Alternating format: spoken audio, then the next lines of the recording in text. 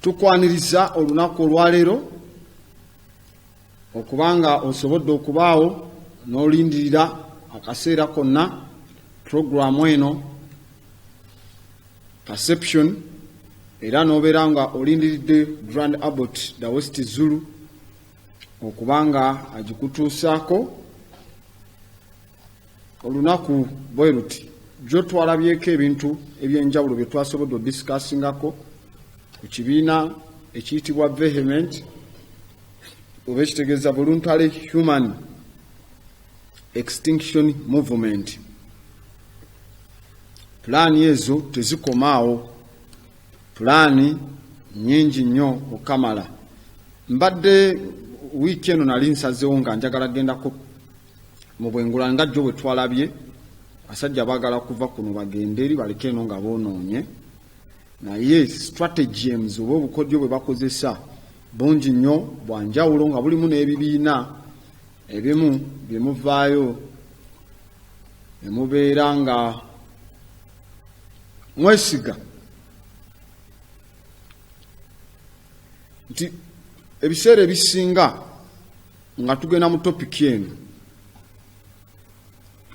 tulina eŋŋombo gye tugamba oba nze eŋŋombo yange kwentera okutambulira nti oli ekyo ky'omanyi, ekyo ky'olya n'ekyo ky'okola. You are what you know, what you eat and what you do.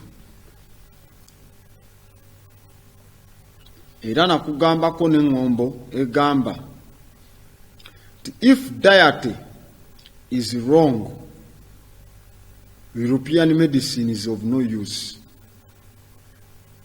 And if diet is right, European medicine is of no use.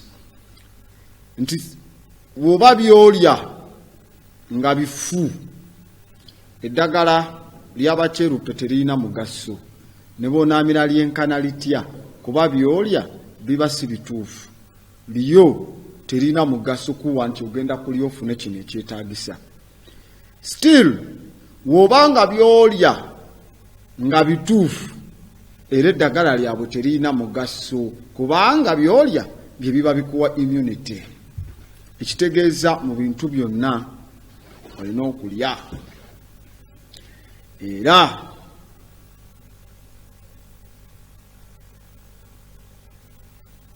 ebiseera ebisinga wabaawo eŋŋombo emu egamba nti not responding is a response. Obutaddamu oba ozzeemu. Kiringa n'ovaayo n'ojja wano naddala mu ababeereyo akakasajja katutama abamama bagamba omugulu w'eddalu we ayogera ebintu yalowooza yaani abimanya atya n'oyomba nze ne sikuddamu. Kitegeeza mba nkuzzeemu. Kubanga bwe mba nkuzzeemu oba omanyi mu bigambo ebimu bye nayogerako I debate my equals, the rest I just teach. Nkubaganya ebirowoozo nabo benenkana abasigadde nsomesa basomese. Kati I can't debate a fool. Okitegeera? Kati wensirika, that is a response. You just know you are not my equal. So kyentegeeza not responding is a response. Sometimes kubanga we are equally responsible for what we don't do. Ebiseera ebisinga tuvunaanyizibwa ku ebyo bye tutakola. Akitegeera? Tuvunaanyizibwa ku ebyo bye tutakola. Why? Because we are citizens of the planet. Tuli bantu batuuze ku nsi eno. Era nga wadde tokola kubira. No, let me just put an example.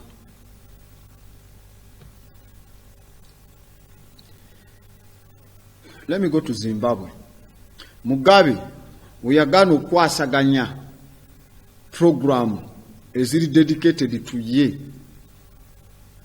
ku lw'abantu be. Ye yakikolanga ye n'asalawo ekirungi ku bantu be. Bwe baalinga bateeka sanctions ku Zimbabwe, sanctions tebaziteekako nti lwakuba bonna abazimbabwe bakkiriziganyizza. Naye Mugabe lwakuba asazeewo nga babaga katuteeke sanctions ku Mugabe nga ye ku ggwanga lye abantu beekyawe bamugobe. Twabiraba mu biseera bya Ahmadinejad mu Iran ne bateekako ku sanctions nga bo bafa Ahmadinejad abeere ne Ayatollah Khomeini babeere nga bebasanyalizibwa abantu beekyange babajjeko. Ekitegeera, when they wanted to kill Gaddafi olwa kubanga aleese engombo ennungi okusuula IMF oba IMF Abafrika babeere ne banki yaabwe controlling ebyabwe n'ebirala satellites ezaabwe bagamba Gaddafi should go. Era Hillary Clinton alina engombo gye yagamba, we came, we saw, and he's dead. Twajja ne tulaba. We saw, we came, and he's dead. Twalaba nga kya planning nga kigenda kusula system yaabwe ne tujja era mufu. Kati mwaba Libya ne mukola mutya, tewaliyo wadde akayambi akasobola okujja kubanga nagamba abantu ba Libya tebeekalakasaako biri awo. Nagamba that was those are called manipulated crowds and strikes. Ez'abantu abeegugunga zategekebwa omuwala bamuyita Victoria Nuland, expert mu kukola ku mawanga. Libya ina abantu obukadde 6 n'emitwalo 4. Kati ekyewunyisa bali mu bukadde 6. In fact mu biseera bya Gaddafi bali obukadde 6 still n'emitwalo 4. Mugenda okweyongeramu era bali mu bukadde 6 n'emitwalo 4 ba citizen. Kati ne tubuuza abakubibwa Gaddafi, abayokyebwa Gaddafi bo tebaferwako ba ne NATO be yattanga kubanga nagamba it was a programmed war. Bavanga eri ne babala n'amawulire twabalabangaawo mwababeeranga ku TV ebyo ebya television. Bajja omusajja n'ateeka omuzindalo ku mukazi ku mumwa namugamba bagamba biri TV bibaayo ne bigamba bi CNN waliwo gye bayita British bullshit communication, so called the BBC. That British bullshit communication. You take it. There is that CNN is not cable news network. It is just a criminal news network, okay? So nga babeera okwo ne bakwata omuzindalo ne baguteeka ku mumwa gw'omukazi. Yes, tell us. Oba asoma mu studio avayo n'agamba, let's go straight to our correspondent directing the battlefields in the streets of Tripoli. Tripoli. Namawule nagamba, yes, I'm standing here in the battlefield and, tanks and everywhere. There's too much bombardment. NATO airplanes are in the skies and the skies are full of NATO. Now, speaking to the people here, they're very happy for the revolution. I have a woman here. Let me just sample and see if they can tell us what is happening.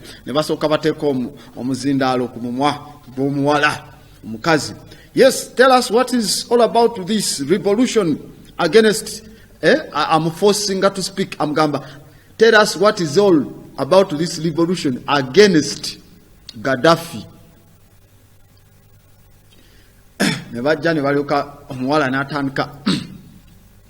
Yes, we're fed up of Gaddafi for over 40 years. We've not seen any democracy. We've not voted. We've not.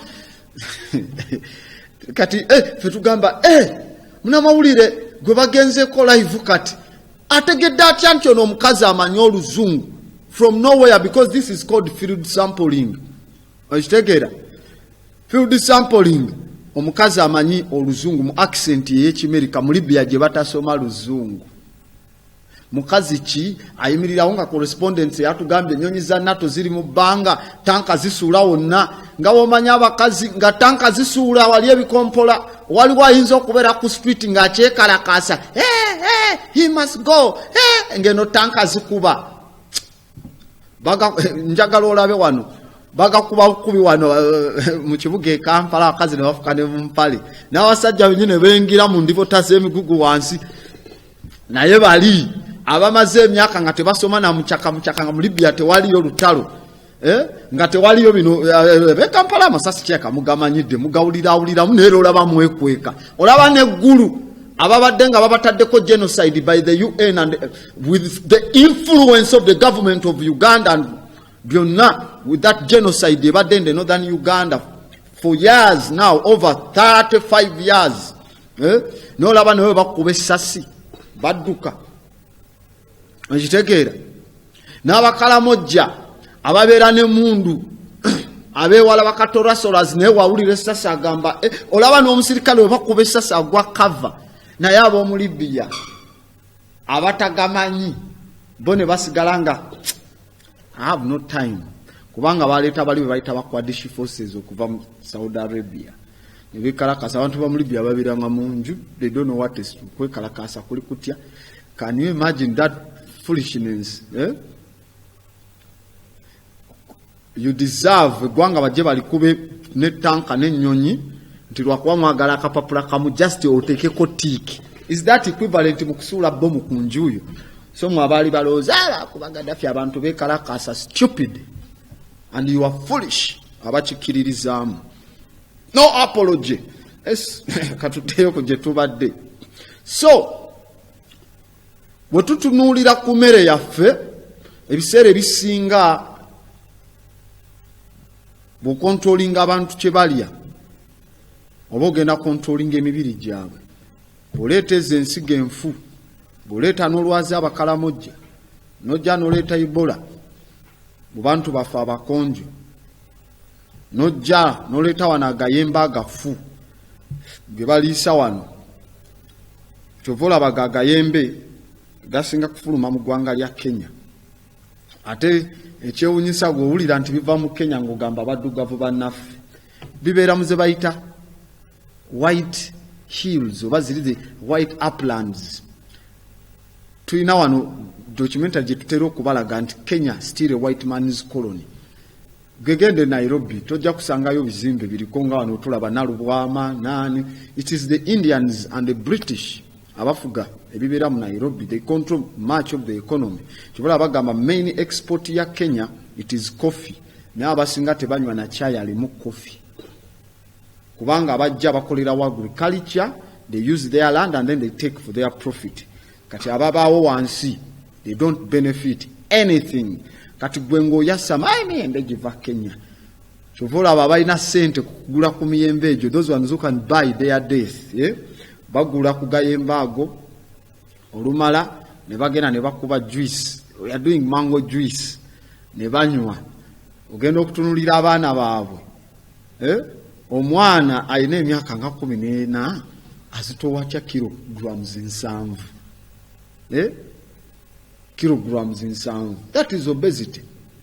Taba healthy kirwala kyokka ate be bagamba be banywa ka juice be baliira mu budde agaba nabo mugagga bali abulungi naye obukaseera omwana yalwadde era we muba nabo ku masomero njagala wekenenye genda mu masomero eri mu bantu abalinamu kale sigambye abagagga ennyo kale kati kantiteke ku level ya wansi mu masomero abaana abasoma dde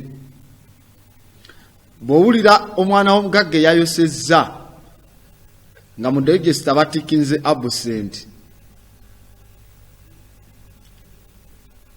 bwe bamubuuza lwaki obadde absent akomawo na bbaluwa ya musawo I was sick, I was ki awo omwana omugagga ayosezza naye owulira omwana w'omwavu lwaki wayosezza munange twadde tugenze mu kuziika twafiiriddwa ewaka taata baagize ne bagira ebintu nebyo mbadde sina mazzi goza uniform bintu bwe bityo batutute ku nnimiro okulima bali ekibozesa kulwala ate nga boosa nnyo kati oba omwavu lwatafiiriddwa tayosa kitegeeza taamu yonna aba ajja soma wabanga twadde buzibu musigale waka mulime naye omugagga buli wayosa kuba kulwala kubanga they buy the death, they eat to die.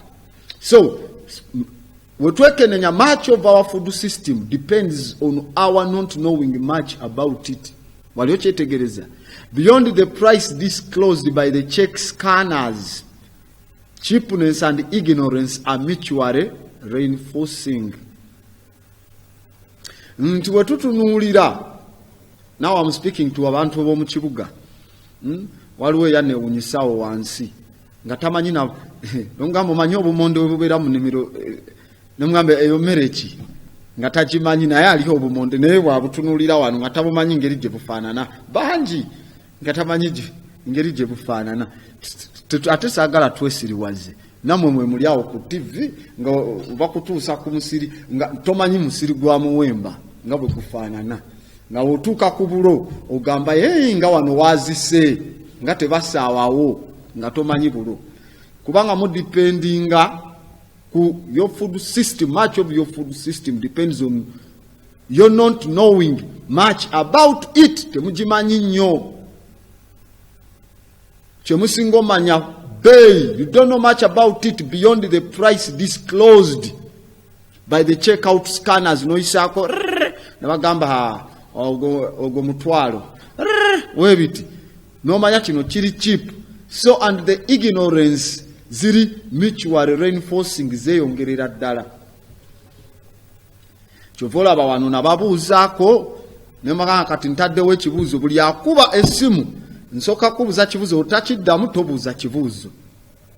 Mujjukira ebiseera ebyo bya breakfast in Africa ngamba abuuza ekijanjaalo oba ekinyeebwa kimala bbanga ki okufulumayo mu ttaka ng'okisimbye. Ngenda okwesanga nga bonna abakuba essimu saakwata ssimu zonna nazikwatanga nga bonna tebamanyi naye nga bali ba mmere eyo. So it is your food is depending on your ignorance about that food. Temugimanyi. Era it is a short way from not knowing who's at the other end of your food chain, not caring. Ani temumanyi ani ali emabega w'emmere eyo gy'aba supplyinga oba tafaayo yafa abaguzizza. To the carelessness of both producers and consumers that characterize our economy today.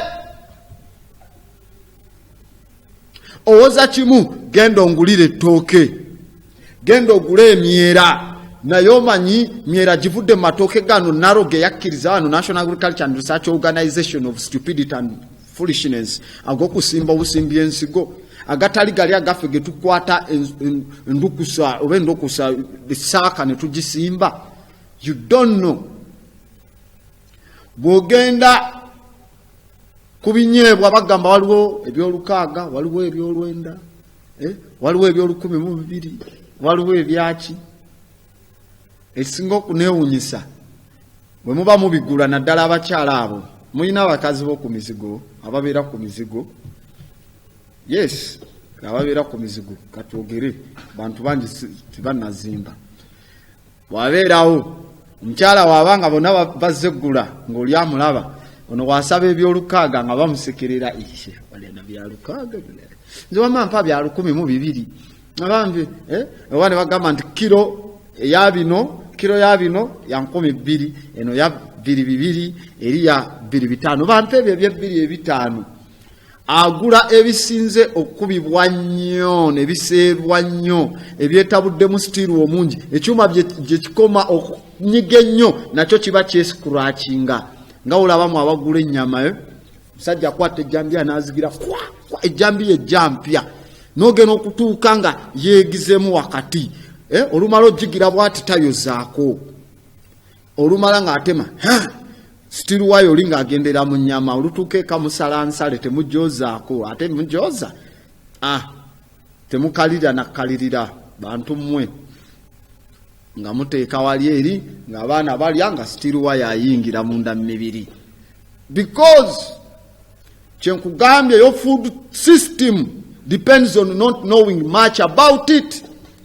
Kati ono aguze ebyolukaaga ebirimu empulungusa ezeemu ez'ekinyebwa akagayo nga biri ebyaffe byalinga ebyekinu. Mutukano gamba bakyali ebinyebwa ebyekinu ensi yakula dda tulya bya steel wire mulya bya steel wire fe emiti gyabanga ine natural status kitege so buzibu ne bubanga buli awo kati nkugambye gye mukoma obugira mumanyi bbeeyi yabyo kino kiri cheap kino kiri bbeeyi awo kirira ekibuye obumondo obuzungu bwabo sente bwe ziti naye ate bw'otambulamu n'ogenda ku kaleerwe buba bwe buti tomanyi buno bufuuyire buno bwawo olumala obufumba ne bwegotta obumonde nga bubi buno bwe bampadde okitegeera tobulawo nkubuuza n'obumonde biriisa bimeka ebibulimu tomanyi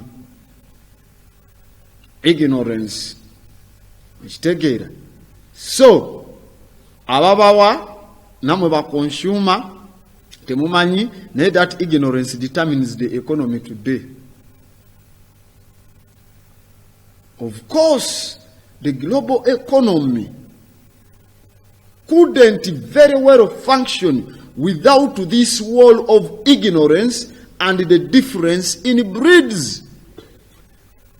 Economy ya ensi teyandikoze bulungi kubanga bagifuga aba IMF ne World so-called World Bank. Teyandikoze bulungi singa tebateekawo kisenge kya butamanya kino kye babateekako n'enjawukana mu breed y'eki ekiri emulya bino bikula mangu babagamba bino bikula mangu mwena mulooza kimu getting money and feeding people nemusimba seeds of death mangu nnyo funa sente kuliisa abantu because abantu balina okulya ate okulya bakusasulira kitegeeza when they pay programu yaabwe eya money ebeereta eyasoma economic plan ku TB Africa nga nsomesa economic plan kyenjogerako kitegeera saturation yaabwe beetambula more yawning kitegeeza you are going to do a lot. It means you have to work a lot that you may earn a little. But they do a little that they may earn a lot from you. That is subjugation. So by not take a wall of ignorance and it all goes to your stomach. Yeah. Ow. Nebakyusamu ensige nekula mangwe negira bweti. Zigira bwezitini. Alete ensige eri ey'obusiru yayitibwa omugagga because you mindset yo bagikwatira on what they call money. Ha oyo mugagga ine ente enzungu 40 mugagga okitegeera jokoma. The more you become exotic, the more society calls you a rich man. You are rich in death. Oli mugagga mu bwavu, not in life. N'otunuulira nti oyo mugagga ti mugagga ki alina Frisians bisatu asomesezza abaana nkugambirawo oyo fizi zaamusala temuddangamu namuyita mugagga is a very foolish person. Oyina ente Frisians bisatu kawudanga waazo tavaamu manure ali awo ate ayokya bwokya muteeke ku bitooka olabe. Secondly, bwe ziba zirya erira ddala ku muddo paka wansi nerekanga ettaka liri exposed ku musana. That is kireta kye tuyita soil exhaustion. Nettaka singa enkuba etonya libeera eroded kuba eyisika n'obulandira ne buvaayo. That is a mean of causing desertification. Mubeera mu kuwoza ensi ye obudde embeera y'obudde ekyuse n'ogamba beeyongedde oggula ente enzungu bameka, beeyongedde osimba pine batambula kujja bayita Victoria Basin Project bameka.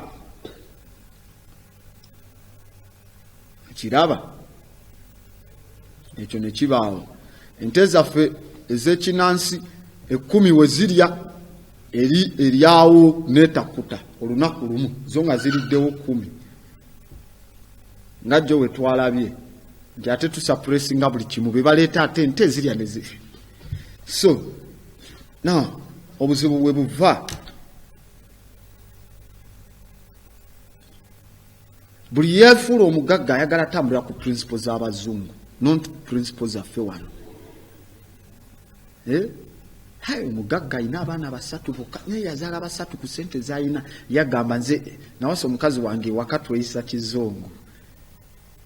You disown okweyisa ekidugavu ne weeyita omugagga nga weeyisa kizungu. You are a fool, stupid. You don't even deserve to open your beak or your mandible mukwogera mu bantu. Nkazi wange nyo twesa kizungu engeri gye nafuna sente wakalya gasiya. That's not the African way. So you always say kizungu, get everything, go and live in hell. Europe, go in hell. Europe jobobeera weeyisizeeyo. Naye kyewunyisa bw'atuukayo ate aba mwavu.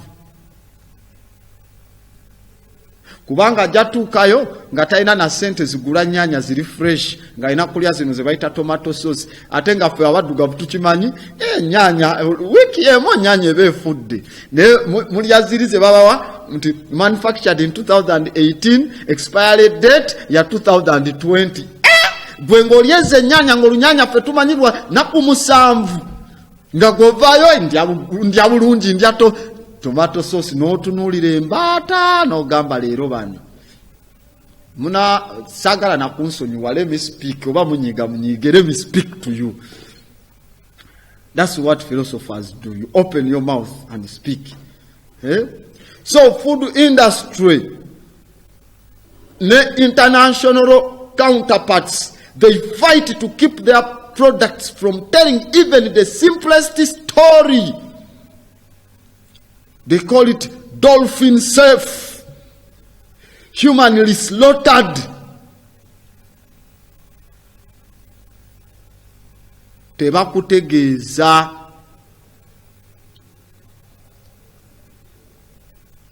Tebakutegeeza. Bantu mmwe. Nga tugenda nga ngenda kubikula ekitabo. Wali ovuddeyo. Mwefuula mwasoma. Bana basoma. Mulimu n'agamba waliko enamiryango twalire waliko Stella Marisi twali Stella waliko ababala nebo okumanya mulina batumbaavu nnyo obojjako TV yo gijjeeko omwana omuganda wa wano asomera ku somero lye bayita e Buddo wakoma we waka abanyumya we study from Buddo agita Buddo agizunguwaza bagiyita Buddo newe from Buddo kyobola abaleetawo ezo zisiranga Namasags. We are from Namasags. Namasagali. Achitegera. Smack. Akanya wakafula. Mbubaka zunguwaza. They want to be. Chiriya chiri mu kitabu cha Edwin W. Smith, ku page 175. If in order to win a people for Christ, you have to first Europeanize them and make them lost. Bulikantu konna. Bagala Vazita Silanga. Man, when I was in that taku, I no got taku, yechi. The taxi. Border B. Bagara nyukafura. Bameka bakyavayo ne bagamba, katigenda wali ofune kawiriwiri kakutuuse eri. Ekyo kyaggwawo. Bazunguwaza. Kitegeera. So, mwabeefula abasomera mwaga amasomero ennyo mwasoma bu biology ne chemistry. You know how they test calcium. Mumanye engeri sodium test mugimanyi. Naye babakwatira obwo bucupa bwe munywerako babisodo babiche ebizo na drink eziriko ne bandikako calcium 0.0 this and this. Wali ofunyeyo litmus paper bane test zone zetaaga no testing oba calcium abamu. Kasitosoma ingredients oluusi n'otamanya olina kuteekamu percentage kina ki oba eri limited eri low wansi nga tekyo olina okunywa kirina okubaamu. You don't mind, you just take, because the industry is a food industries ewamu ne industry zetuyita eza soft drinks. They benefit from your ignorance. Because you don't togenda kuvayo checking capacity gye bagambye yeeyo. Bino mbirabira mu banywi ba mwenge. Ajana gamba igono takyakuba ng'oli. Nairono takyakuba ng'oli. Alcoholic volume ne bamuteerako kiraba ali 4 point this. Igo 6 point this. Guinness 7 point over 7 point plus sao. Nairo ali 5.8. n'agiraba alcoholic volume eyo naye ate n'agamba takyakubanga owo aluli n'agamba oba kati omanyi kye bekonsolingawo ne bagamba wa kati tugumanyidde naye ne beerabira nti buli mwaka we guba guggwako oba nga gunaatera okugira batuka ne bagamba munange Guinness yabula ennaku zino ne musooka munywa oli yenna omukadde kati ne bamukomyawo nga mumulinamu amaddu nga basaze alcoholic ekigambo kisigalako 7.4 naye nga tali 7.4 nga alinga 4.3 kati lwakuba abadde abuze wakomawo ku katale ne mugamba okimanyi Guinness yakomyewo abadde anywa buginisi buna nywa buginisi kati 8 nanywedde 8 nensigala nga ndikulimbadde mu misinga ignorance butumbaavu butamanya. That is what manufacturing kyebategeeza basibamu ne munywa oli abadde wa percentage endala ne mumutaawa ne bamukomyawo nga bamusaze eki nga bamusaze percentage kati n'onywa mungi ku bbeeyi y'emu ate in fact waabula abadde abongeddemu oluusi akasente oba bakomyawo ku bbeeyi y'emu abadde anywa ennya n'onywa 8 they earn money from your ignorance. All of these zino zonna plan. So the more knowledge, power have about the way their food is produced, the more likely it is that their value, and not just value, will inform their purchasing decision. Singa abantu beyongera ne bafuna amaanyi ne bamanya emmere yaabwe producing bwetya oba erimi bwetya newala ke kaseera we bajja okuba nga beeyongera okumanya value yaayo. Okitegedde value yaayo n'okuba nga balina purchasing decision ekyo nkigula bwe nti ekyo tekiri ku mulama bwe ekyo okitegedde oli n'amanya nti ate bakwata bacteria ezimu we have bacteria ezina omugaso n'ezitalina mugaso naye mubamu bacteria eziba n'omugaso si ku bulamu bwo wabula ku mugaso gwa producer nga bwe nagamba carbon dioxide tumu excrete nga tetumwagala mu mubiri kyokka gwe bakwasa ne bapreservinga sodawo with what is called water carbonated sugar ne bateekako gas x carbon n'omunywa n'abanga ayingiddemu munda n'onywa nagamba oli okugabira kasoda kaka abanga agambye jamukubira eddoti carbon oba akubidde empiiyi mugenda ne mugula empiiyi zammwe ezo ne muzinywa eyo kati it is important kwoli producer not you because you have to excrete it siwa mugaso mu bulamu obwo oba mu mubiri gwo ne bakwata the same ne bateeka ne bamanipulating abali emmere y'omukebe baba anyway ne kasita omanya n'ogamba tomato sauce ono gwe banguza bateekamu wano ne bamugira weebati ne bamuteeka mu plastic ebicupa bya plastika kuba plastic bamukolamu crude oil ebyo ebicupa ebimu ku crude oil ze zimu ku waste products eziva ku mafuta ne bakolamu ebicupa ebyo ate bwe kibiguma ne kibeera nga kikola ki byonna bisika n'ogamba ne bajja bagamba tomato sauce wameka munange wa 2.5 2.5 nembalamu siringi 100 ennyanya 5 oba nyakati muziseera bangamba ziri kati 3 oba ku 4 siringi nenga obalamu ennyanya ez'$2,500 bw'ozisala n'ozikamulamu supu zisinga ebiri muli obungi ate nga zino olidde at least ko zoolabyeko ziri totegedde engeri gye baziprocessinze newankubadde ne zino era zoolidde bazifuuyidde by'otamanyi.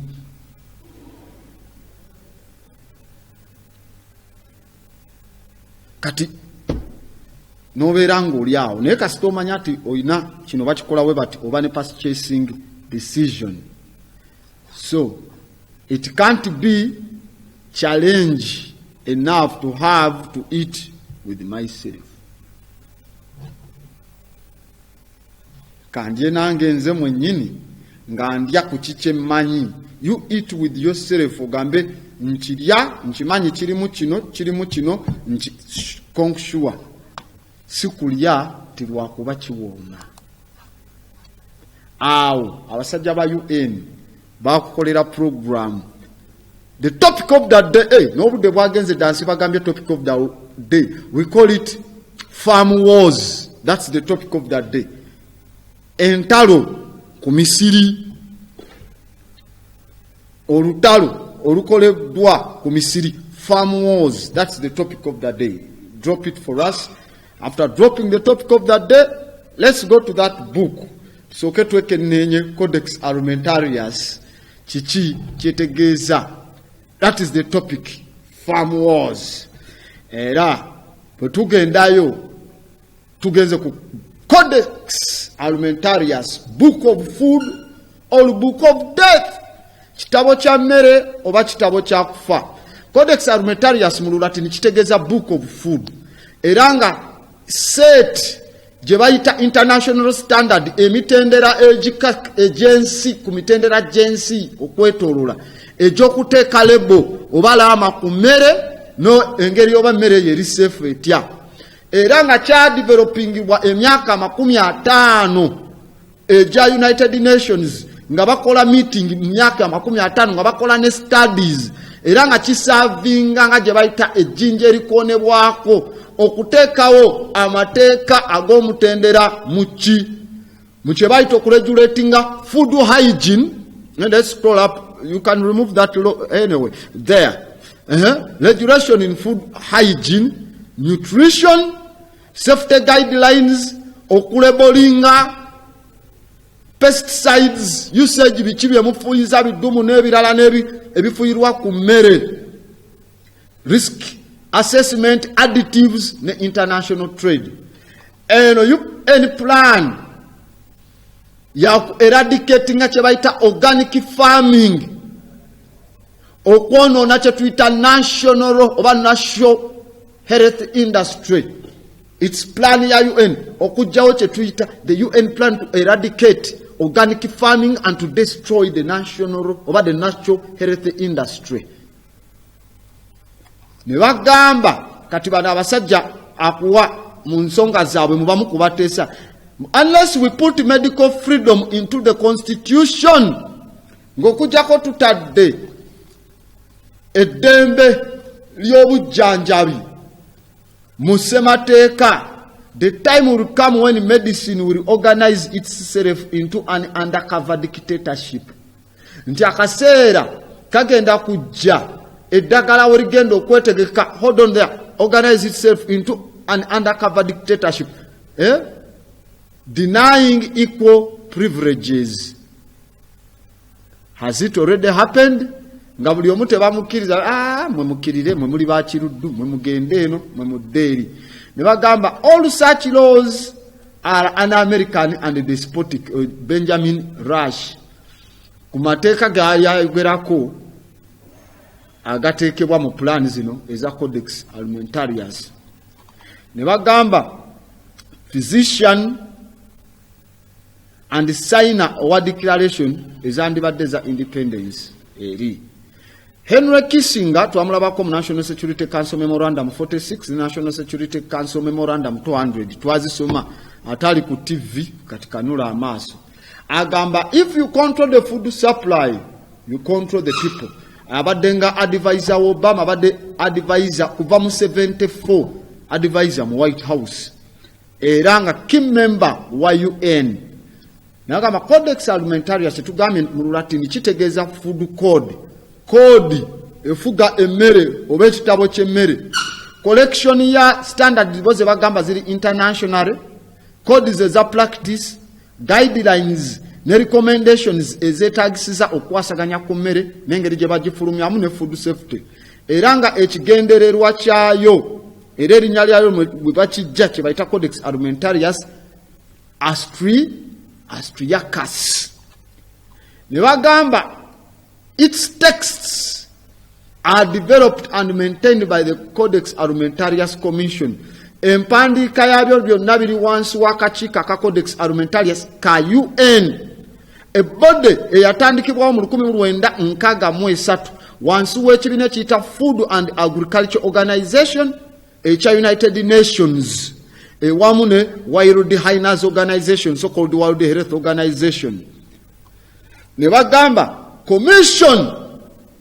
the commission's main aim as stated as being to protect the health of consumers and ensure fair prices in the international food trade. The commission ekigendera kyabo bastating anti bali protecting abulamu bwaba consumer n'okubanga ba ensuringa emiwendo emituufu eja international food trade. When you hear fair practices in international food trade, Chiveko wano twali wano ne amenti yagamba atya bogoya omunwe eri ojja kugula pound meka, ojja kugula pound 2 gwe mutwalo gumu plus wano ogenda kugula siringi meka 7 wane makindi obasera lwakuba nti bagamba mu kizungu ali abazumba ne bagutunda 10 gendeyo mu byalo ekiwago jana kifuna ku siringi 5 kubanga products ezimwe ziri organic tebazina. They want to standardize babagulenga abagula amali bagembwa nga bigenze newaabwe tekijja kukirizibwa ekyo singa standardized prices zandibaddewo bogende Bungereza emotoka ogifuna ku siringi nga 10 oba 12 eza pound milioni nga 10 ogendo gituuse Uganda ngeridde milioni 7.5 omusolo gumenya mateeka wabula basajja mwe komanina. So Codex Alimentarius is recognized muje bayita World Trade Organization emere mwino okutambulira bagitwalanga international reference point eza okubanga ekola resolution of disputes concerning food safety and consumer protection ku nsonga eyo naye kati wulira tabwawo weva bakugamba it is a complicated plan ekubya omutwe erimu emmere n'ensigo eza GMO genetically modified organisms kyokka we baba bakuguza tebagamba nti ono mango juice twamujje mu miyembe giriko eja GMO they just give you, they don't label this mango juice oba apple juice wa GMO apple tebakiriza naye gonywa bunyuti apple juice eshegeza wali baba balimba mulimu kye tuita big pharma ze tuita pharmaceutical companies ezibaleta additives zebongeramu nga kalamero benzonite chu n'ebirala era ne bagamba plan erimu bebayita banazi wo criminals abasurvivinga muze bayita Nuremberg trials nagamba bonna abali bakakensa Hitler yakwata bakakensa bonna mu science n'aba ediza ne Albert Einstein yalina kubanga nuclear bombo yajizimbira Hitler, the Americans took him. We baba exonerating Nuremberg trials bali employed mu pharmaceutical companies ne bayingira mu bitongole bya CIA ne batandika creating a chebaita agency ne bakola program je bayita ya Operation Mindfuck oba je bayita MK Ultra nga wansi wa operation je bayita Operation Paperclip to destroy minds z'abantu. So the Nazi war criminals ba expert mu destroying obongo bw'abantu, they entered into the food security once wa UN, World Health Organization and the Food and Agriculture Organization to build a mere again muliebuli nga you don't think. Ne batekamu kye bayita okubaninga vitamins. Teri kulya bintu birimu vitamins. Ewamu ne holistic health supplements owulire ennaku zino supplement genda ogule supplements ziteekawo supplements edda tezaalibwanga kubanga twazijjanga mu mmere naturally kati ziri katale ate nga za bbeeyi you buy them to die olye ofe nekye bayita corporations ezimu nga zenyigira taking control of world's food supply be basalawo eno emmere erina okutambula bwetu eno yerina okumera kyovola bakozesa weather modification ne mutuuka bagamba ebiseera bino kasooli takyadda oyo tulina kugamba oli gwe batuwadde musimbabo gwe baagala. That is World Food Supply Control wansi wa Codex Alimentarius, nga the ultimate goal being the depopulation of the planet through toxic food and malnutrition. Kudepopulating abantu, kukendeza bungi bw'abantu ku nsi nga bayita hold it there mu mmere okugifuula ey'obutwa there through toxic food and malnutrition. Kubanga mwe mwamanyira nti omuntu ali obubi yaba omutini, kati omutunulira zulu mugabambi nga kali bubi nga kakogga kaya katebalya tebalina ssente, omunene gwe mugamba alina ssente ate nga agenda kufuna high blood pressure, alina obesity, agenda kufuna autism mu biki byali yatalowooza bulungi, agenda kuba teyeesobola na kussa awunzike ng'afudde. Kati kyebaagala food toxication, ne mulya n'ogejja omubiri ne gubanga body mass y'omubiri yo body amagumba tegagisobola. And what does that bring? Sauna. Nizeyongera agende mu sauna asale ku masaba, agende mu sauna, agende mu sauna, agende mu sauna. Bwe mugenda mu sauna kyetaaga kiti, kyetaaga enku. Muteme ebibira muleete enku bagende mu sauna. Ngeno season ewamu enkuba ekyuka emiti bagitema nti sauna zeeyongedde. Ekitegeera mbeera bwetyo and malnutrition. Ne bagamba, but where did this thing come from? How does one go about? And what is the codex in the first place? Ne bagamba, okay, let's go on. Now, through it came out of the UN mu myaka 50. Eja Codex Alimentarius ina origin yayo mu Austro-Hungarian food standards emmere va mu Austria, si Australia but Austria. Hitler gye yali ava. Hitler teyali mu Germany, yazalibwa mu Austria najja ate n'afuga aba Germany ne ba Hungarian. Standards zaabwe zaaliwo mu myaka gya 1800 gye bayitanga Codex Alimentarius Austriacus. Ne bagamba their earlier code yaabwe teyali mateeka. It was never actually a law, wabula yakolanga standard eya safety, emmere eri safe okugirebolinga n'ogitunda. Kasita bakuteekezawo nti tulina akakiiko akakkiriza, hold it there, akakiiko akakkiriza nti emmere eri safe. Nga kasita owulira nti bakkiriza eri safe, tulina Bureau of Standards. Buli kiyingira kituufu. Ate enkya ne kavaayo ne kasinika amannyo nti ebitundu 7 oba 6 ebiyingira mu Uganda ate bicupuli, ate mmwe mukkiriza bitya biyingire.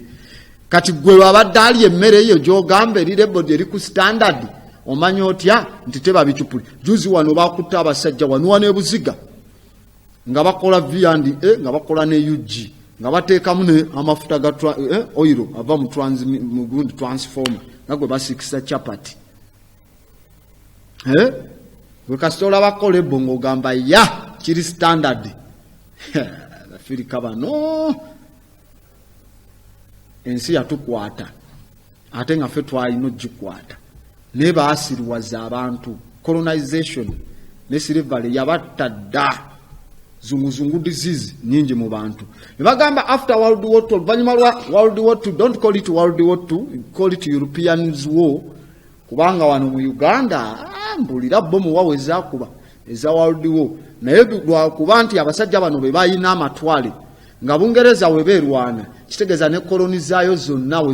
If England is at war or Britain, all her colonies, kitegeeza they are also at war. Awe bakubira banenja kubaleetera gye bayita mineral map yakubibwa wano mu 1942. Mujja kutya mulabe ebyobugagga bye tuyimiriddeko wano eno. Bakuba ebyobugagga byonna ne babimapping okwetoloola wano wonna. Lwaki? Because bakwasitanga minerals ne baziwa abagendo bayambako okulwana, ebigendo kubayamba ozimba economy nga entalo ziwedde. So after their stupid wars, you see it devastated much of Europe. Easy access to nutritious and inexpensive food kyafuuka okubanga ye essential ey'okufeedinga ba refugee n'abantu abali desperate abali saasaaniziddwa abali displaced. Ne bagamba kino kyaleetera okutandikawo ekibiina kye bayita Food and Agriculture Organization of the UN mu 1945 nga Ssematalo akomenkerezebwa owaabwe, and the World Health Organization 3 years later ekigenda okwasaganya mu kuwa obutwa nga kyeyifuula ekiwa health nga we kyatta Abakalamoja nga we tulabye. Ne bagamba first joint meeting ey'ebibiina ebibiri, ekibiina ekya Food and Agriculture Organization ewamu ne World Health Organization, meeting yabeerawo mu 1905 era eyo ne baleeta idea ey'okustandardizing okuteekawo standard ez'okulebolinga emmere no regulations ne zibeera nga ziri proposed, naye abaazikola be basinga okuba nga be beeyingira mu kye tuyita processing industry, nga bakuteerako nti muno mulimu proteins nyingi ne mugula because olutalo bakozesa advantage ne babajjamu ssente nyingi, mwena ne mugula naye nga mazima temuli proteins ziri awo. Ne bagamba Austrian politician munnabyabufuzi okuva mu Austria ayitibwa Hans Frenzo yakulembera okukyajinga okuteekawo Codex Alimentarius ng'esinziira ku modo eyaliwo ya Austria, era oluvannyuma lw'okuwinding up ne series oba meetings ezaddiŋŋanangamu commissions ne proposal enteesa ezaaliwo n'obukiiko. Codex Alimentarius Commission yasooka nekola session yaayo esooka mu Roma mu October 1963. Awo Uganda alina omwaka gumu kuba yafuna October nga 1962. Uganda alina omwaka gumu there, October 1963. Era why was the meeting even held in Rome? Don't forget we are speaking about homosexual Rome. First session sat in homosexual Rome. Ewali Caligula temples, so-called Vatican, manipulators of the mind, but expert mukumanipulating obwongo to steal, to evade, to paralyze. These criminals, so they sat in homosexual Rome mu October 1963. Ne bagamba amawanga 30 gasindika ba representatives okuva olwo amawanga 185 185 member nations gasayininga ku ndagaano ya Codex Alimentarius eryasembayo eggwanga mu 2012 erya Turkmenistan. That was the last country in 2012. Nebasayininga vitamins ziveewo kasita olebolinga ekintu, that is the standard. Tebakugamba you can do kyenkugambye temukola test kumanya bye bagambye calcium mwali kyovola aba banywesa amazzi agali mu fluoride. Nagamba fluoride kasita asuka 0.02 tonywa buba butwa. Muteekayo butesi.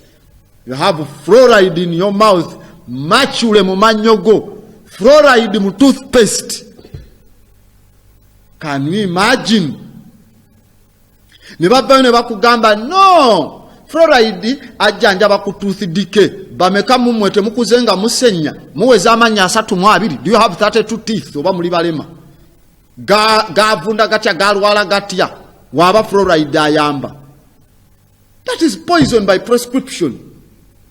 Ne bagamba ku nsoto yayo at its core Codex teri kiwandiiko kimu wabula series ya committee okwekenenya studies ezo ze nagamba abasajja bakwata ensigo nga jowe nagambye zonna ne bazigalira mu vault eri mu Norway mu North Pole gye bayita Doomsday Seed Vault oba eyitibwa Slavabad.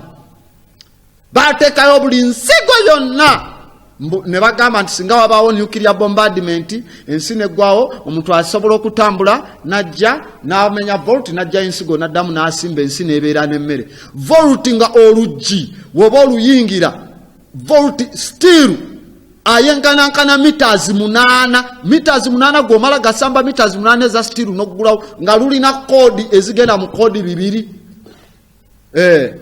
bakale basuddewo nuclear weapon ove Uganda otambule paka Norway eri mu Islamabad degrees ziri negative 40 degrees Celsius negative 40 voltage eri ogendeyo nabigere nakikubanga bikimu kiba kiweddewo. These are eugenics. This is food control. Ne bafuna papers nagamba ko Harvard University kuliko gye bayita African Study Center nekyewunyisa n'Omufirika tebakkiriza gendawo. Go mu Berkeley, California University, walk on Tulsa Street, olabokkirire wansi olabe wekenenyeza nawe era ensigo. Yene okugamba tojja gendayo. Temwagala kutambula nga mwagala kutambula mugenda byamaalo honeymoon. Ani alina obudde bwa honeymoon? Tugenda ku honeymoon begenze study process abalina okusoma omukyalo oyo. Not wastage of time. So, ne policies. Ne bagamba just most recent procedure manual ya codex running pages. Banange ziri pages 2. It is an exhaustive amount of material. Munji.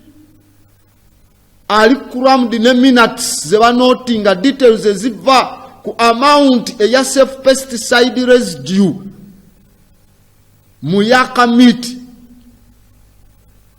eyetagisibwamu mu byandibadde ng'ennyama ne committee eri taxed n'okuteekawo standard eza what standardization of fruit juices which was abolished mu 1999. Okay. It is far too information much for any one person to sort through. Buino munji omuntu yekomo kubanga amu standardizing. Nagamba ngabo olaba agenda 21 nagisomesako da atajimanyi oli bubi.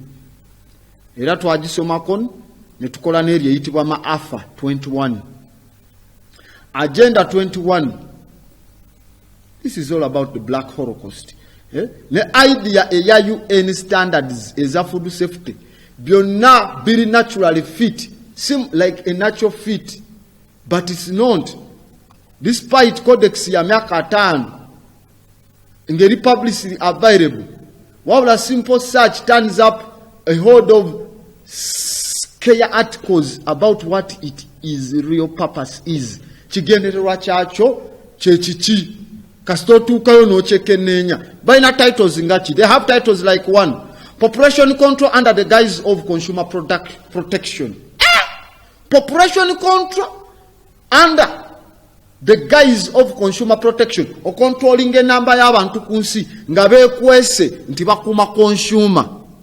In other words, they tell you muno mulimu kalisha mu bwati ne bwati bwebiti, you eat to die. Tuina chemical biringa wozimikisinga zikola poison neba zibateredde mu byokunywa gwe kastola ba nga kuliko ka stamp ka UN oba Bureau of Standards kubanga omanya Uganda ya signinga nga mugamba kiri safe that those chemicals wezingira munda. Remember inamu gastric grease munda o inamu enzymes ebaita enzyme catalase ebyangu ya to catalyze everything, then you make poison. Chovola bawulye mere ya fene yafe yekidugavu tolika bakonti mfunye food poison na eri gye batadde spices olabe. Muri muche baita Big Brother plan to control health supplements. Big Brother's plan o controlling health supplements. Kati supplements zino zeziri katali. Codex Alimentarius Commission, a threat to humankind. Nebagamba it's an introduction to soft kill eugenics. Nja kusomesa ku eugenics soso yate ndoza tujja gikola olunaku olw'enkye sawe mweja tumala mujja jekenenya ne muba mu Codex Alimentarius, control over the food supply and world government. Okitegedde kyetwayogera kwali kati baba wadde ensigo UN yezirese neegira ne mulwaza abantu baffe wali mulese nodding disease n'ebirala. Control over food supply and world government. ne mubaamu billions of people expected to die under current codex guidelines. Ne bagamba among wansi wa loftier claims made by these pieces are that the codex requires all food to be irradiated. Let's scroll and see. Emere bagitekemu radiation, and all cows to be treated with the Monsanto bovine growth hormone. Namugamba yo bovine growth hormone. Bamukuba ente, enzungu, n'endala. Bagikuba bovine growth hormone, oba bovine stimulating hormone. Ekwata kye tuyita tissue fluid. Amazzi agabeera mu nsolo oba ne muntu negafuula amasira negasindika ne gakwatagana ne prolactin hormone. Eyo prolactin hormone yereetera okubanga okama amabere ne gata n'osanga ng'okamiramu n'amasira ne baba waserulaka ne muwa abaana abamu ne banywa mwebale kubanywesa amasira. Kale ne bagamba that it classifies nutrient supplements as poisons, criminalizes historic health over holistic health and nutritional advice. It was the work of rehabilitated nurses. Eranga mandatinga, let's scroll, food to be genetically manipulated by major corporations. Already zaze wano GMO bill wano bali muziyisa abatumba avabo ababeera in a collection of swarms of flies. Mujemulowooza nswera zikola nnyo eddoboozi nga ziri ku muwumbo kwe zirya. So they are all feeding from the government. Kati batuuleyo in so-called parliament. They don't know all about these corporations zireta GMO. Era nga ultimate goal billions satu kufa or something. Scroll, we see codex is the enemy of everyone. Expect those who will profit from it. Those are big pharma and corporations in nene. Buying association, ne committee crimes, ezaliwo mu biseera by'abanazi regime eya world takeover. Kunkomekero za sematala wokubiri, Nuremberg Tribunal ya judging abanazi aba committinga emisango egy'amaanyi eri abantu n'okubasindika mu makomera. Era kubamu kwabo basangibwanga bali guilty yali president owa corporation yenene gye bayita IG Farben company, mukulu ayitibwa Herman Sichimiz. Zino zonna no plan ze. Company ye, let's scroll. His company was the largest chemical manufacturing enterprise mu nsi. Yali esinga okumanufacturing chemicals mu nsi. Era nga yalina amaanyi agasukulumiridde ddala, extraordinary political and economic power, agasukulumu amaanyi ag'ebyobusuubuzi, ebyenfuna wamu n'ebyobufuzi. Era nga kalina influence wansi wa government ya Hitler.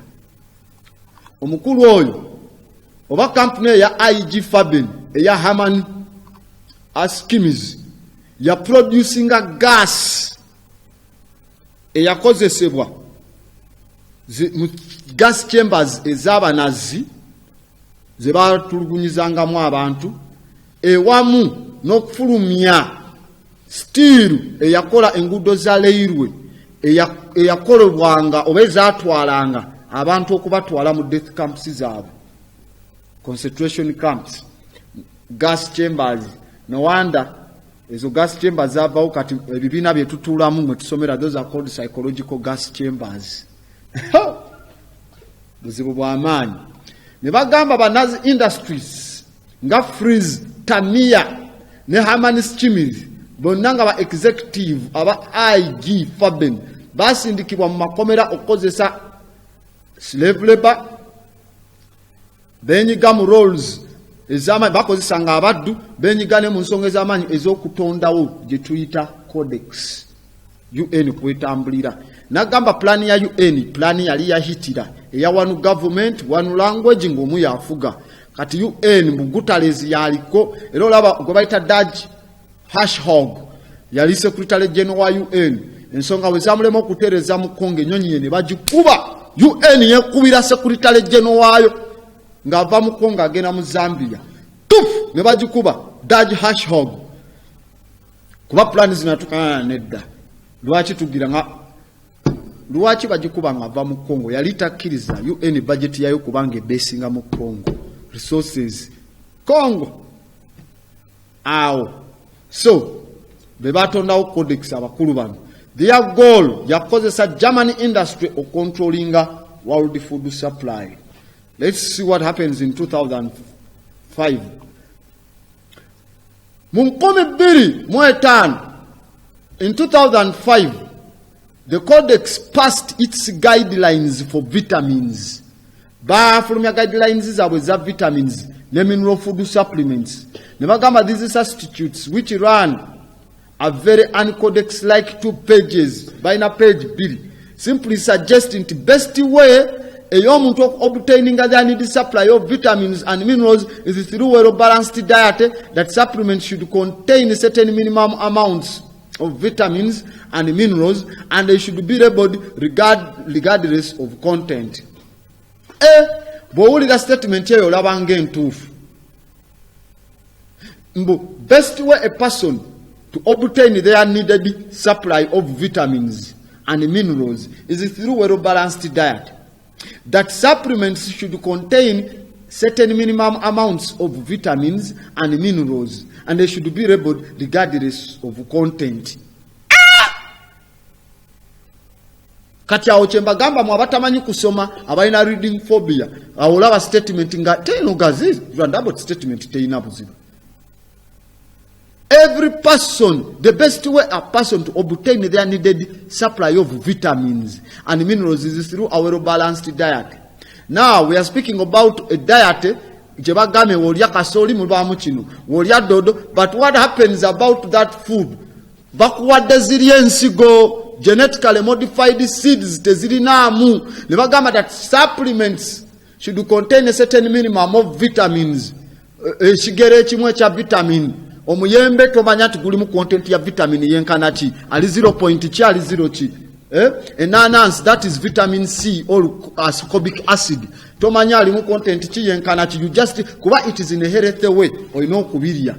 Naye baleeta eri GMO. You don't know the content of poison and the content of the vitamin. The minerals, and they should be labeled regardless of content. What content tawera gweteka ko mulimu vitamin yenkana bwati. Mulimu calcium yenkana bwati. Mulimu kino kyenkana bwekiti. Matter of the fact, just go kola test. Manyoso bolo malena ku kinana nga woli plus naku eziwerako ngonywa bunywi mazzi nga tolidde emmere naye emmere tosobola mala nnaku ezo nga olya buli mmere nga tewali mazzi emmere enkalu oba ogenda kufa. Kati bw'otunuulira mukwate obusoda bwammwe kuliko calcium, protein, carbohydrate ne vitamin. Ku soda mostly funa obukebe bwa plastic. Kati we biba mulimu calcium, okay, protein, calcium kuma magumba gonga magumu, protein, kirisa, carbohydrates, omubiri guzimbe, ne vitamin. Njagala obeere ng'onywa soda yekka. Okumala enaku just 2 days olabe oba lumu okoba otuuka owulire nga toyagala kulya. Kubanga omubiri gwetaaga carbohydrates kyekikuliisa ebirala n'obyexcretinga. Omubiri gwetaaga proteins ebirala n'obyexcretinga oba n'obimansa n'obisaasaanya mu kayu. Bino byetaaga vitamini n'oexcretinga. Kati byonna biba biri mu soda. Njagala okere nga yekka gw'onywa. Olaba batotukuga be banange enjala enzita. Kitegeeza ezo minerals bagambe zirimu tezirimu kubanga bagambe they should be labeled regardless of content. Let's scroll nga bwe tugenda mu maaso tunaatera otesimu. Ne bagamba established mu 1963 nga purpose ya kuteekawo international standard ne code ez'emmere. Codex Commission is overwhelmingly composed of German international pharmaceutical corporations ezikola amadagala nga Pfizer. Ne bagamba ebitundu 9 ku international organizations zakkiriza okusindika ba delegates mu lukiiko okurepresentinga giant multinational pharmaceutical corporations. Era zaaliyo ne bagamba the only consumer organization is the International Organization of Consumer Union. International Organization ya Consumer Union nebagamba neither the natural health care industry nor the general public has any representation at the codex meetings.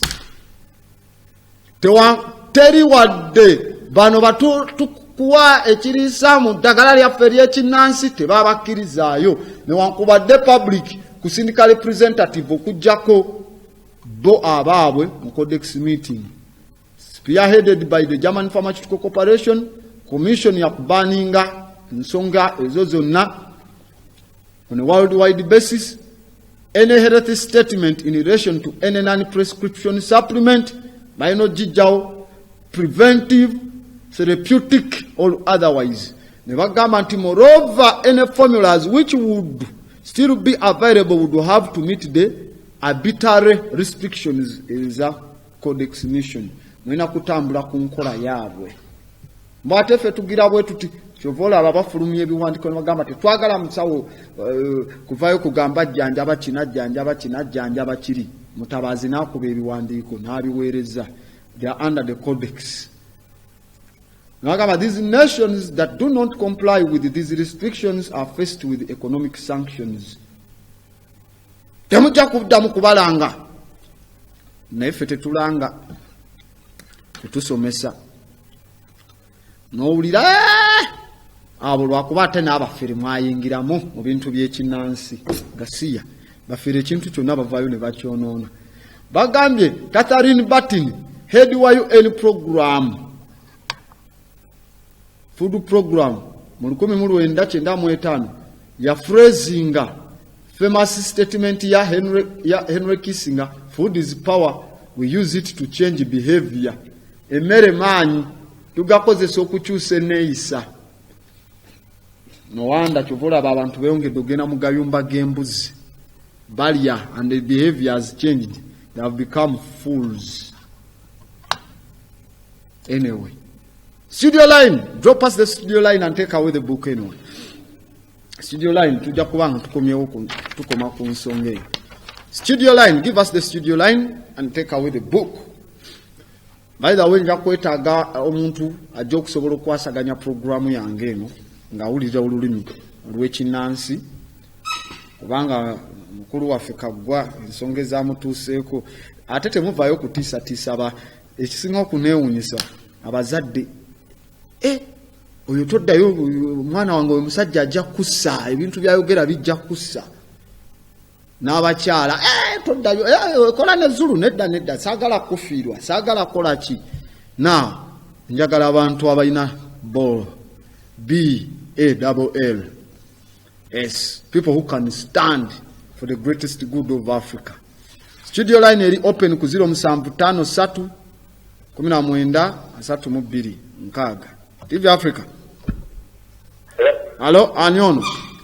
Wani bampita Nyombi okugenda. Esebo mukulu Nyombi. Yabadde mbuuza waliwo omuceere gwenda bibata naye okunono kuzimba. Omuceere? Ogambe guli gutya?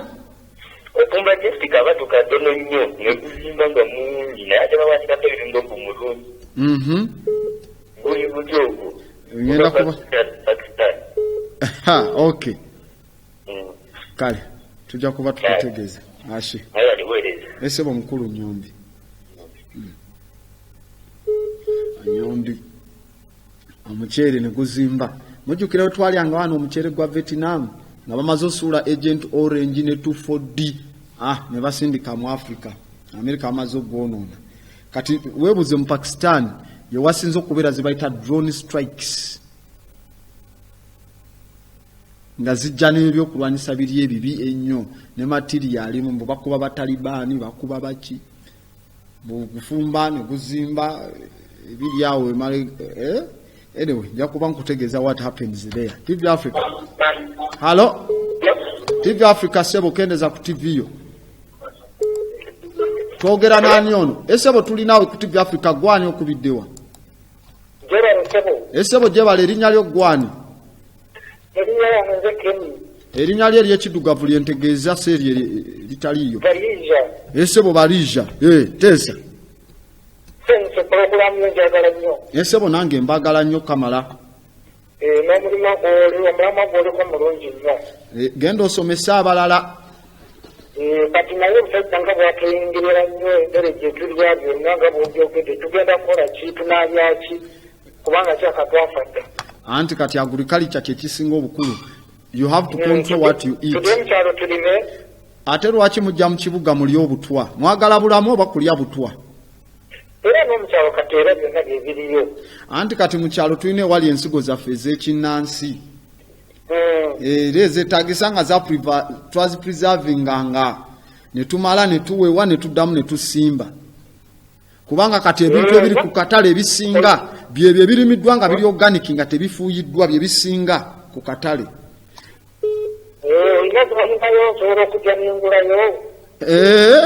Nsobola okufunira ssebo.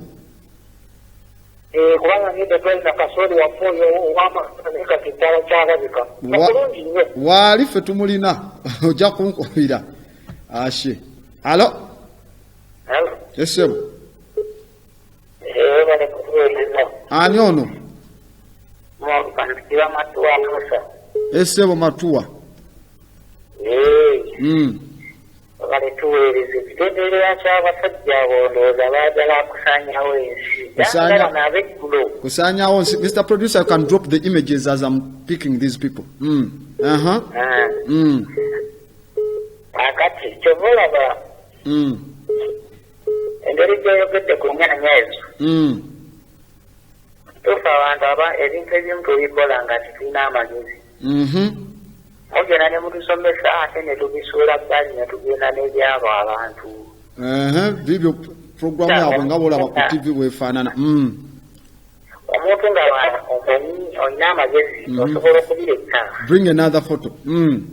Osobola obireka kituufu. Kyova abantu bw'olowooza nti onywa soda bw'olowooza nti olina nnyo ssente naye ate bw'akusanga ng'oli kubajaza amayanja. Basomese. TV Africa, hello. Drop another image also. TV Africa, hello. Hello. Ani ono? Ani Sebo? Erinnya lyo gwani Sebo? Kwetofuniddwa. TV Africa, hello. Bali kweza Uganda Abedi. Sebo webale kubanga gy'oli ewa Kisekere. Baye muzeeyi. Sebo. Sebo program ogirabe ya risk assessment, World Health Organization, Food and Agriculture Organization, Codex and Member State. Na hili Codex alimentari ya peito kitataako. Implementing economic plan nkulu nnyo. Kubanga bisolo kulturinga byetulia. Yes. Uwe kinonyesa sente kuna kulya. Tekigasa kubeera nasente simanyi olina debozimira mu nsawo. Okitegedde. Tunula ku TV yo olaba programu eyo emu ku extracts ku nsonga zaabwe. Scientific advice and information analysis. Risk assessment. What?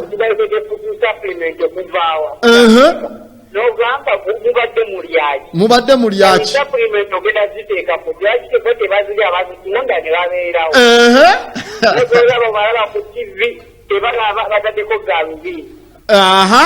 Atagamba lya supplement. Ye nyini mulwadde. Amasa abiri gamulemye olabisa ate bamuwadde ana agasobola. Ashe. TV Africa, hello. TV Africa, hello. Hello. Yes, Papa Jebali. Esebo Jebali ko twogedde nani? You can drop another image, Mr. Producer.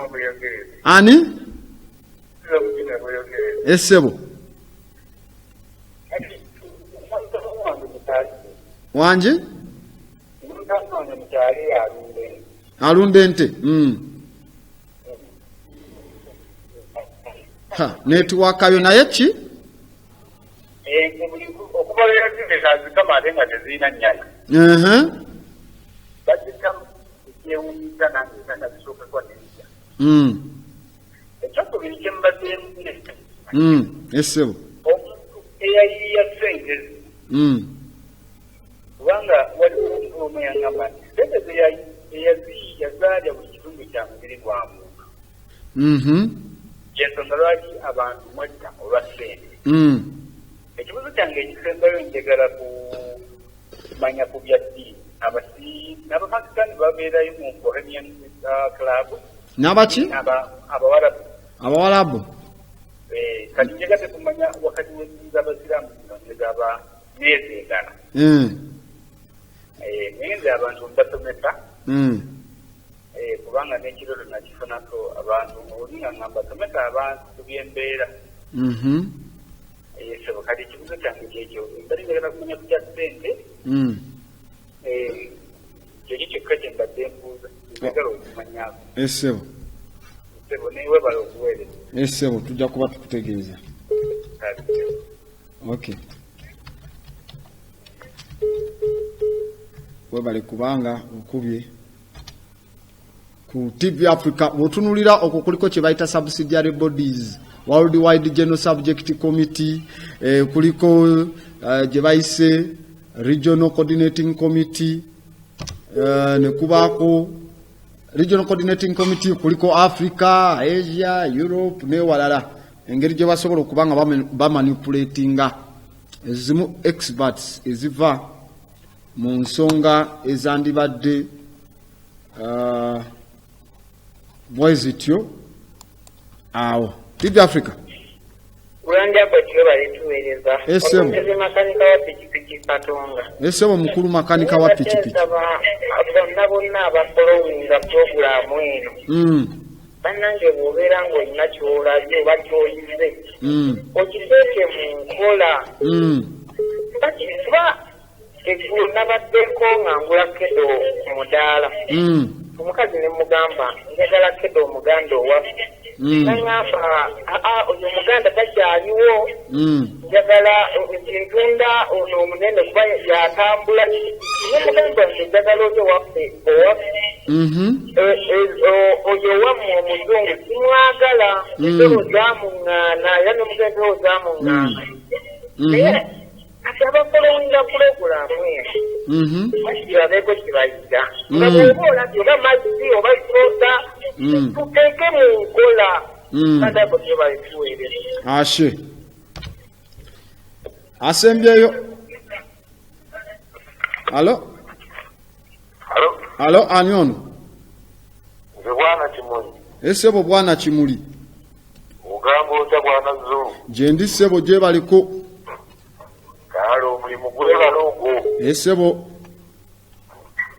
anze nati eno gyembeera bankazaamu nalya bulata Jesus omulimu ngukola esebo basomese abantu basomesa ensonga zonna era maaso keeyo ndabayo essuubi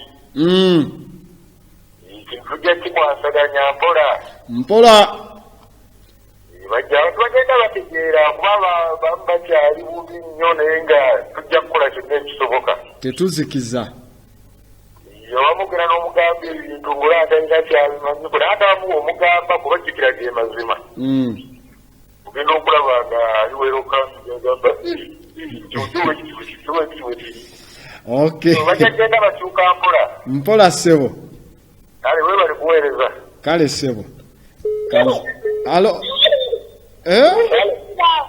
ani ono hello ani ono esebo nsiba nungi gwani okubiddewa amanya nze ampeire bakama esebo nkulu ampeire kaza nze ampeire bakama nathan esebo tesa mwana wange ndeera yandikyuse naye n'ensoma naye nfu ensoma nfuna gambye ebyo bibina tubita psychological gas chambers ensoma nfu yokai okay badage abalala munatusonyiwa esimu njijjeeko tusigaze eddakiika ntini ate nga waliwo ayagala okumanya abawalabu mu Bohemians Club mwebali yes abawalabu mu Bohemians Club mwebali naddala abava mu Saudi Arabia abo ba Prince gwe novayo notakashogi nosigala notakwatibwa ku America neddamu nekola diiru nammwe ba Crown Prince abo aba Saudi Arabia aba United Arab Emirates ba Emiri abomu Qatar Emiratian ba member abamu abagendayo Richmond abatera okugendayo yennyini ojjukira King Abdallah nga Gaddafi amuyisiza bubi mu lukiiko lwa UN era Bohemians Club gye baatuula ne bagaa kati katulumbe Libya ku nsonga y'ono lwakuba avuddeyo n'abayisa bubi nnyo weewati abuuzizza ensimbi